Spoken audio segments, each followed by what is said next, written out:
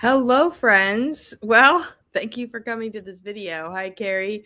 I'm working on trying to learn how to stream your own videos. Like I was told, you could actually stream your videos on your channel as live. So I was trying to figure that out.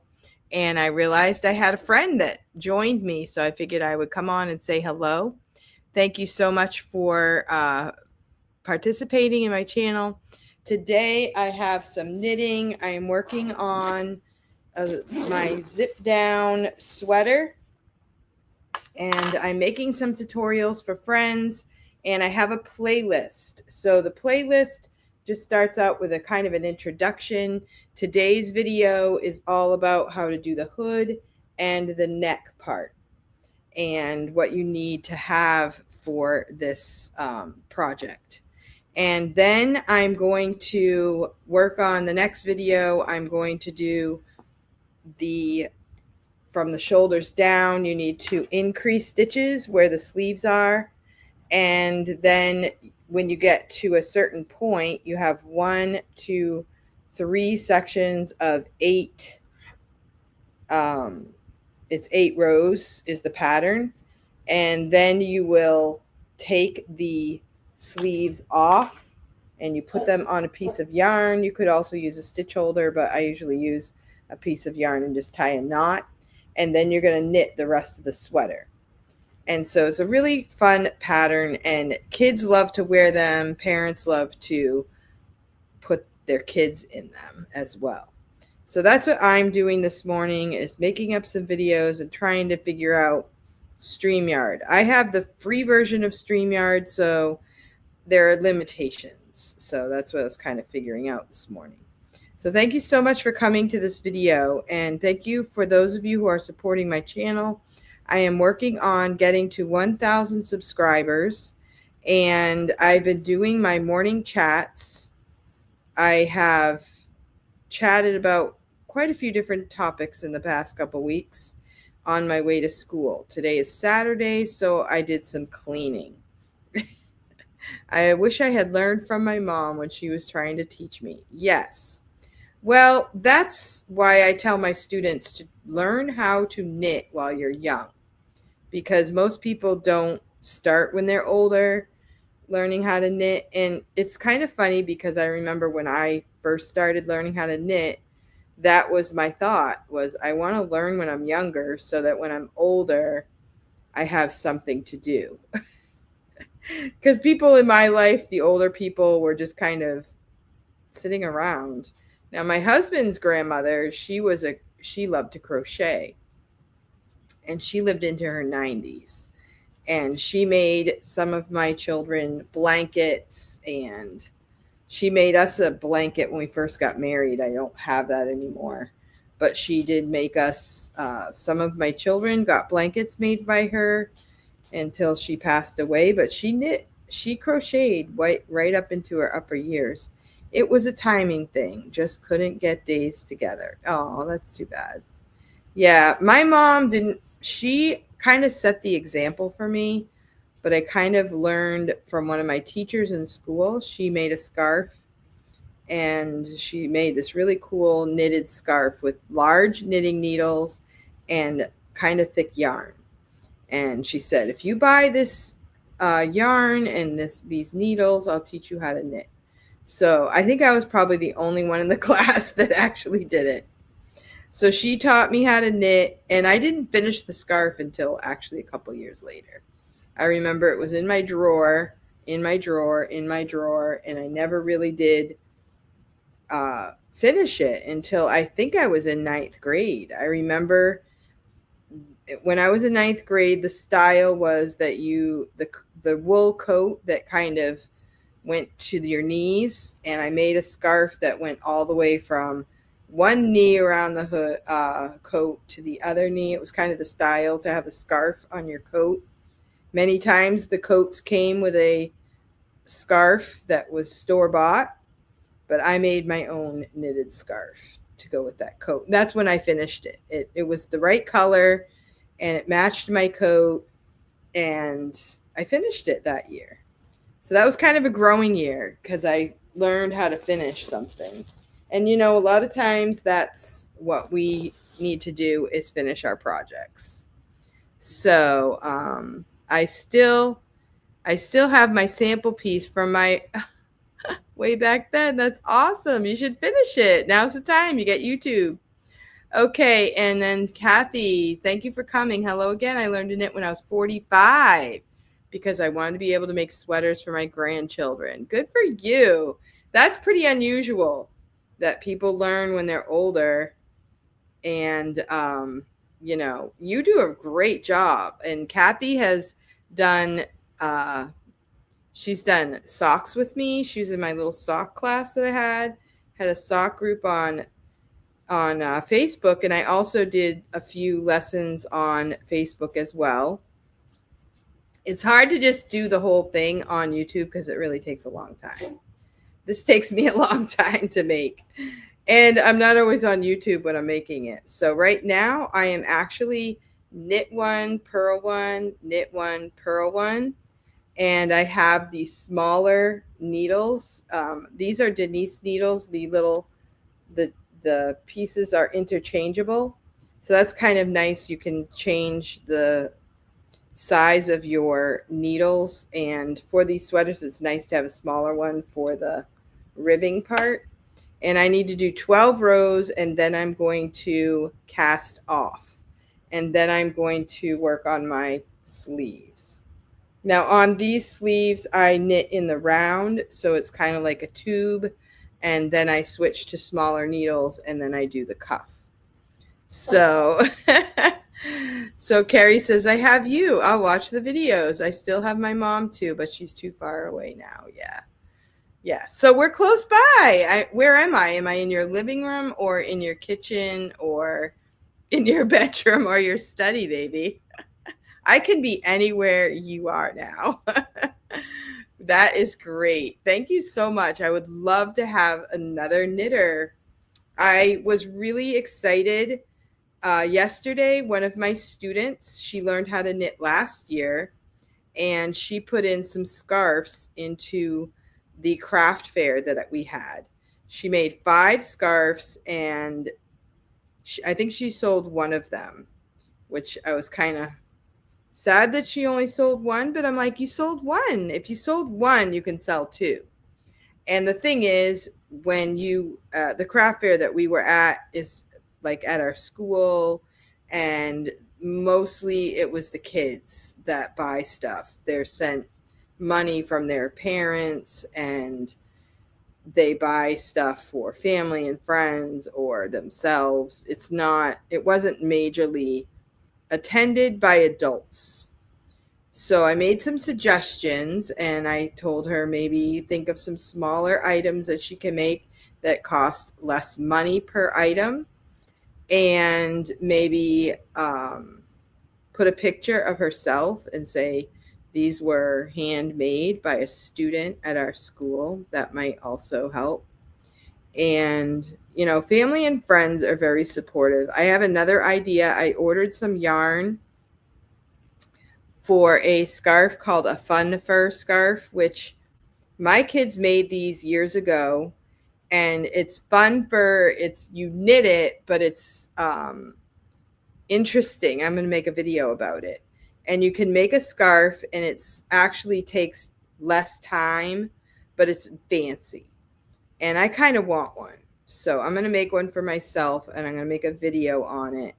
And my kids sold these years ago for like $20 each. And they sold out every time we would go to a little craft fair. They sold out. Now, I don't know if they sold out because they're kids selling stuff, or because I think people really like them.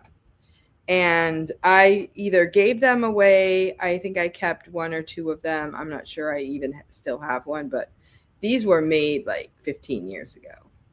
So I think that style, that fad needs to come back. And I'm going to tell my student about that one, because she can knit, and it will be something that's a little more like out of the box, interesting. And people might be like, oh, that's so cool, and buy it. And it's also easier. It's hard to knit because you're working with strange type of yarn, but you're not knitting as much. So I'll show you when I make the video. And so nifty 50, the next time I make that sweater, I'm going to make the sleeves in the round. I've never done it that way before. It would be nice to not have the seam inside from seaming the sleeve together. Yeah, I didn't even think of doing that because I've made sweaters before and I usually always do it in the round. So you can either use double pointed needles to do it in the round, or you can also use circular needles if you have the right type. Circular needles, it's called the magic loop method. You can do that as well. Maybe I'll share that information. So right here you see me doing it with the double pointed needles. I bought double pointed needles on Amazon. They sell every size. If you try to go to the store and buy them, you'll go broke. Number one, they don't have all of the sizes that you need. And number two, they'll charge you $5 to $10 per set. But you can go on Amazon and get these bamboo ones for like maybe $20 for all the different sizes. So you can mix and match, and then you don't, to me, doing crafts, you put your time in, you get your talent. That's what you're doing. I don't want to have to also pay $1 million for all the supplies.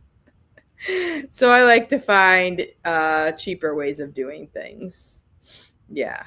So thank you for watching, and I am going to head out because I'm going to finish this row, and then I am headed to my mom's. And I know that my friend Kathy on here, she has a channel, and she's talking about midlife situations and taking care of our parents, making sure they're okay, and also eating right. I watched a video recently. She talked about eating right, and my husband made me a green smoothie this morning.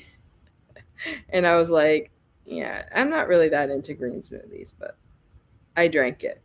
And I thought, after I saw Kathy's video, and she told me how she was in so much pain, and then her and her husband changed their diet and started eating healthier, then they didn't need all of the doctor visits they were planning to have to use. And she said it helped solve her carpal tunnel problems, and it's amazing what eating right can do for our bodies. So Nifty 50 says she has a beautiful Knit Picks needles in both the regular length and the tiny length for smaller items. They weren't cheap, but they must be fun to use. I haven't really splurged on any of those. Send me your information. I'm a little nervous to order those online because I'm afraid that I'll get the wrong thing. But I have looked at them. I love the ChiaoGoo needles. I have a few of those that are for my socks, and I love them. I would love to get a ChiaoGoo set of knitting needles. And they also have the interchangeable ones as well. They have more like a wire, so that those are easier for the magic loop method. The magic loop method you can do with your socks and mittens, sleeves, anything that you do in a tube. Also, I've made stockings for my kids. I was doing the knitted stockings where you do, what do they call it? Fair Isle. You have two colors, and then you make snowflakes or any kind of design. But then those were taking me long, and when I started teaching school, I didn't have as much time. So then I changed to the crochet using waistcoat stitch, which looks a lot like knitting. And so if you would like to see any of that, you can check out my Ravelry account. So Ravelry is a really fun resource as well. So Carrie says that tell mom hello. Okay, I will. She says mine have cables also for Magic Loop. Yeah. Well, the magic loop, yeah, the magic loop is just like with circular needles, and you just want to make it longer because you're going to knit across, and then you're going to pull the cable through and knit across again, pull the cable through. So you don't have a seam, but it has to be longer than your regular circular needles. It needs to have a little bit of length to it. Now, one time I made a pair of socks. A friend of mine challenged me, and she challenged me to make a pair of socks, 2 socks at a time, using the magic loop method. So you get 2 different balls of yarn, and they're all on one. So you knit across one sock, knit across the other sock, come around, knit across, knit across. So you're going around, and by the time you get done, you're done with 2 socks. But it was a little complicated because you had to have 2 balls going. You were always untangling, making sure that the balls don't tangle up. And it was a little challenging. And I don't know how much I really loved it. I think I like better doing one at a time. I only made 1 pair like that.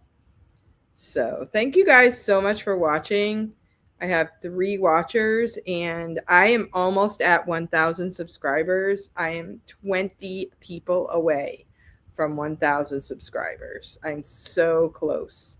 But I also need a lot of watch time. So that's why I was trying to figure out, can I get more watch time by streaming some of my videos? So I might try that coming up. And then I'll just have to not worry about who's on here, who comes and surfs through. Just leave it running because I need more watch time. I mean, I need like, you're supposed to get like 4,000. Is it 4,000 hours? That seems like a lot. So in order to, oh boy. In order to get eligible for monetization, I need a lot of watch hours. I am way low on that. I need more people to watch my channel, and I need to make content that more people want to watch. So I think the knitting videos are going to be good because I have been getting people to watch those, and people go back and they rewatch it and stuff like that. So yeah, so we're just going to see how it goes. And thank you so much for watching. And I hope you guys have a great day. It doesn't sound fun. I know. I mean, if you're going to knit, you want to like, there's a part of it you want to challenge yourself a little bit, but then there's a part of it you want to be able to just sit down and knit and enjoy, like, be in peace, not like having a brain cramp. So, and I do like making socks. It's actually, there are different parts to the socks that are a challenge, but I do like making them. When you're on one, like you're on the cuff, you just keep going till you get to the heel. And then when you get through turning the heel, you keep going, and then you're at the toe. So there are some parts of it that are a challenge, and that's why I want to keep making them so that it gets easier for me. By the time I'm 80, if I'm still alive, I'll be able to sit there and just do it, like, kind of like in my sleep. And why I want to do that, I have no idea. All right. Well, thank you so much for watching. It's nice to talk with you guys. I hope you have a great Saturday. I'll see you next time. Bye.